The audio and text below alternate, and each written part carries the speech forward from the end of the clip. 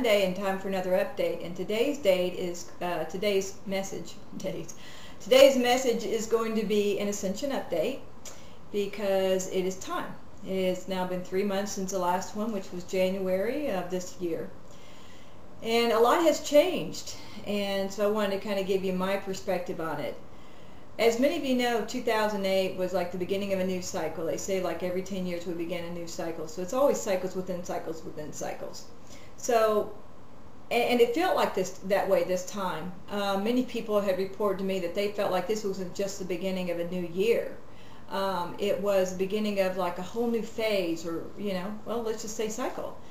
And there's signs of it everywhere. For example, here in the United States, we are not being faced with just one new option as far as our presidency, but two. And these are something that, we dreamed of, many of us dreamed of for years, a female president or an Afro-American president.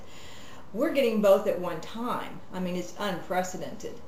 So what happens usually when we have periods of new opportunities, shall we say, lots of new choices to have to deal with that basically take us out of our old comfort zone and move us into a new way of being. It's a lot of chaos and a lot of emotional upheaval that goes along with it. It's just like, when you're trying to make a decision whether you want to marry somebody, and this is going to be this is a long-term commitment. We're being presented with choices for long-term commitments that can seriously affect not just this decade, but because this is going to take us into and beyond 2012, it's basically going to set the foundation for a whole new era in 2012 and beyond. So this is really an important time. And even if humanity doesn't get it on a conscious level, they're certainly getting it on a soul level. Hence all the chaos that we feel these days. I've talked to other teachers who've told me about how they're noticing that their workshops are not filling up, clients' sessions are down, and it's simply because people just can't seem to get focused right now. It's not like they're not interested, they just can't focus enough to follow through, and it's because the energy is so chaotic. And what's interesting is that the sun is relatively quiet right now. I have read reports that, they've been waiting for a whole new series of solar flares to occur, and they haven't occurred right now. And they're kind of puzzled, why aren't they there?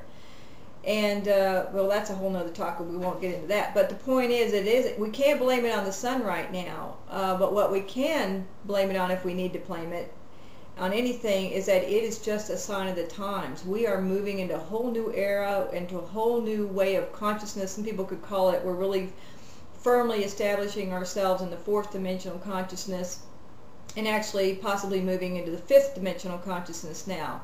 So that creates a lot of change. Now, the interesting thing about humans, and this is the good part, is that as a species, we are an adaptable species. Unlike some species out there that are not very adaptable, they resist change, we will tend to adapt quickly in order to find balance again. So that means that this period of what feels like tremendous chaos and lack of focus is going to come to an end. And from what I have heard from other teachers, we're looking at April as being a time when people eventually settle down.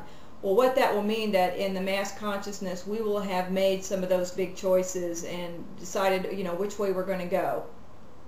So we will see things start to settle down and people become more focused from April, from like mid-April on, and it will really become clear around August. People will have definitely made their decisions, and we will kind of settle into a new groove, and that will pretty much set our course for the next few years. So hang in there, especially you teachers. Things will get better. If you are, one thing that you can do, and I'm doing it myself too, is look at where my level of commitment is. Many of you are pretty much road weary, like I have been, because you've been on this path, you've been teaching for many, many years, and you're like, God, I just don't need this right now. But if you look for a new way to look at your events, for example, I've got workshops scheduled in now Bloomington, Illinois, an emotion clearing workshop, and I've got 2 Countdown to 2012 workshops scheduled in Minneapolis and also in Southern California in Costa Mesa. I was looking at those as like, okay, this is just something I got to do. You know, this is a way to get things out there, but I wasn't as excited and enthusiastic as I used to be many years ago.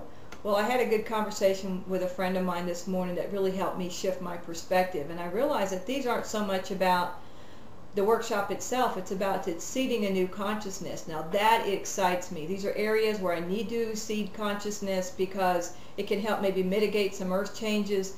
That I get really, turned on about. So I am enthusiastic about it. And so if these workshops fill up, they fill up. And if they don't, I'm still going to go.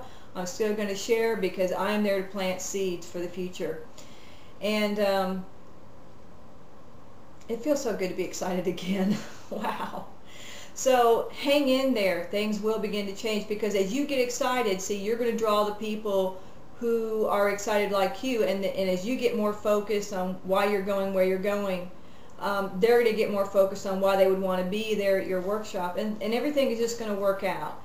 I've seen this happen many, many times, so I know this does work. So hopefully this will help you, and we'll get through this period and into April, and I will talk to you next week. Take care.